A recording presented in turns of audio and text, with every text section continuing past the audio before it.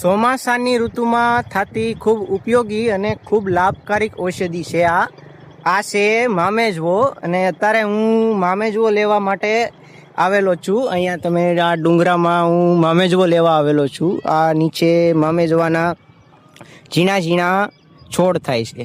આ ચોમાસાની ઋતુ ચાલુ થાય એટલે ઉગવાનું ચાલુ થાય છે. લગભગ સૌરાષ્ટ્રના બધા ભાગોમાં આ વનસ્પતિ આ જડીબુટ્ટી જોવા મળે છે. આ બહુ નાની નાની હોય છે અને ખૂબ એવી ઉપયોગી શુગરને લગતી કોઈ પણ બીમારી હોય કે અન્ય કોઈ પણ પાચનને લગતી બીમારી અથવા તો આપણા શરીરમાં રહેલા ઝીણા ઝીણા બેક્ટેરિયા કે જીવાણુ જેને તાત્કાલિક મારવાનું કામ આ કરે છે. આ તમે આવી રીતના કોરી પણ ખાઈ શકો છો. આનો સ્વાદ ખૂબ એટલે ખૂબ કડવો હોય છે અને આને તમે ઉકાળો કરીને ઉકાળો પણ તમે આનો પી શકો છો. અને એની સિવાય આ ઔષધિ આનો ઉકાળો ખૂબ એટલે ખૂબ ઠંડો એટલે એ તમારા શરીરને ખૂબ ઉપયોગી એવું થાય છે. અન્ય કોઈ ગરમી કે એવું કોઈ પણ તમારા શરીરની અંદર ફોડકા કે એવું કંઈ નીકળતું હોય તેમાં પણ આ ખૂબ એટલે ખૂબ ઉપયોગી. અહીંયા તમે મારી આજુબાજુ જોઈ શકો છો તે લાગઠ અહીંયા ઉગેલી છે. અન્ય કોઈ પણ એવી ખાસ બીમારી હોય બધા માટે લાભદાયક આ વનસ્પતિ ચોમાસાની ઋતુમાં થાય છે.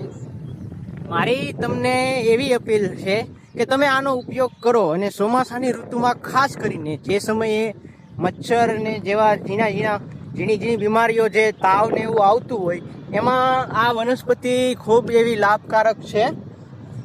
અને મારો તો ત્યાં સુધીનો અનુભવ બોલે છે કે તમને કોઈ મચ્છર કે કોઈ એવું કાંઈ કવડે તો જે ખંજોળ આવે કે એની જે ફોડકી થાય એવું પણ આનું સેવન કરો તો નથી થતું.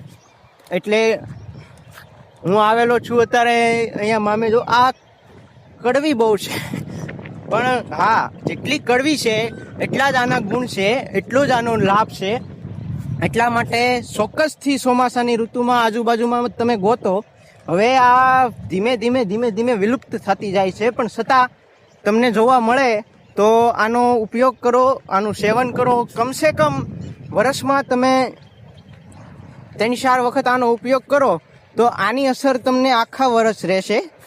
આ છે ને બહુ રેર એવી જડીબુટ્ટી છે જે રેર રીતે ઉગે છે.